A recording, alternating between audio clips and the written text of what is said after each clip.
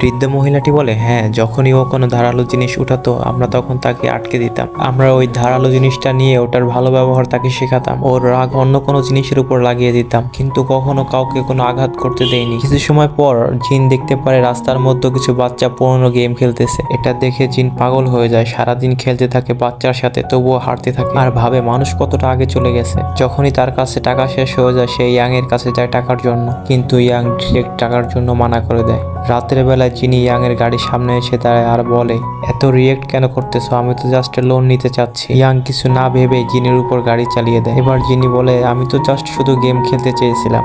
এরপর জিন সাদ আঙ্কেলের কাছে যায়, দেখতে পায় তার কাছে অনেক টাকা। সাদ বলে, চলো কিভাবে টাকা ইনকাম করতে হয় আমি তোমাকে দেখাবো। দুজনে মিলে কাজ করে আর টাকা কামাতে শুরু করে। জিনি বলে, ওই পাগল মেয়েটি আমাকে গাড়ি দিয়ে উড়িয়ে দিয়েছে। সাদ আঙ্কেল বলে, বাদ দেন, ওর তো মাথায় সমস্যা। এবার জিন বলে, চল তোকে দেখিয়ে দে আসল মেন্টালকে। কিছুদিন পর ইয়াংকে জিমে বন্ধ করে দেয়। দেখো, পুরো জিমে আগুন ধরিয়ে দিয়েছি, পুরো শহর পুড়ে যেতে পারে, শুধু তুমি পারো এই আগুন থেকে সবাইকে বাঁচাতে। এবার ইয়াং শান্ত সুরে বলে, যদি কেউ মরে সেটা হবে তুমি। এটা বলে সে পিছনের দরজা দিয়ে বাহিরে আসে আর একটি মোটা রড নেয়, জিনকে মারতে শুরু করে। ইয়াং বলে, কতবার বলেছি তোমাকে আগুন নিয়ে খেলা না করতে, এটা তোমার ভুলের সাজা। এটা বলে সে মারতে শুরু করে। জিনি বলে, তোমার এত মানুষের চিন্তা কেন? ইয়াং বলে, মানুষের চিন্তা? তুমি তো জাস্ট আমার শিডিউল বিগড়ে দিয়েছো। ইয়াং তত সময় পর্যন্ত মারতে থাকে যত সময় না ফায়ার ফাইটাররা এসে তাকে আলাদা করে দেয়। এবার জিনি বলে, চিন্তা করো না বন্ধুরা, আমি মানুষ না, আমার কিচ্ছু হয়নি। এটা শুনে ইয়াং আরো মারতে শুরু করে। ইয়াং বলে, এই নাও, তোমাকে উপরওয়ালার কাছে পাঠিয়ে দিচ্ছি। এটা বলে সে এমন একটা ঘুষি মারে জিনি বেহুশ হয়ে যায়।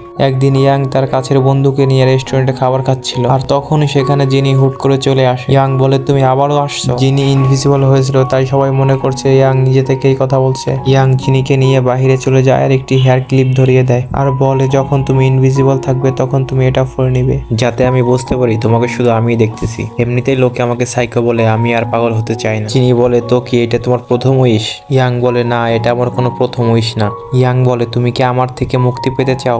জিনি বলে, হ্যাঁ, তোমার জন্যই তো আমি 1000 বছর বন্ধ ছিলাম। ইয়াং বলে, চলো একটা ডিল করি। আমার প্রথম উইশ হচ্ছে এই রাস্তা দিয়ে যাওয়া প্রথম 5টি ব্যক্তিকে তুমি তার উইশ পূরণ করবে। তাদের মধ্যে যদি বেশি লোক বিভ্রান্ত হয় তাহলে আমি হার মেনে নেব আর তুমি জিতে যাবে, আর আমি আমার বাকি 2টা ইচ্ছা ছোট জিনিসের উপর শেষ করে দেব। ইয়াং বলে, তুমি যদি জিতে যাও তাহলে আমি বুঝে নিব মানুষ ধ্বংসের দিকে যাচ্ছে। আর তখনই রাস্তা দিয়ে একটি মহিলা আসে যে দোকানের কর্মচারী ছিল, আর দ্বিতীয় জন আসে যে ব্যাংকে কাম করে। জিনি বলে, এর উদাসীতা দেখে মনে হচ্ছে রাষ্ট্রের দিকে যাবে। আর তখনই একটি কুত্তা চলে আসে। জিনি বলে, আমাদের 3য় নম্বর ব্যক্তি। আর তখনই একটি রেস্টুরেন্টের মালিকের ছেলে চলে আসে, আরো একজন ইউটিউবার চলে আসে। এবার ইয়াং বলে, টোটাল 5 জন হয়ে গেছে, এবার তোমার পালা।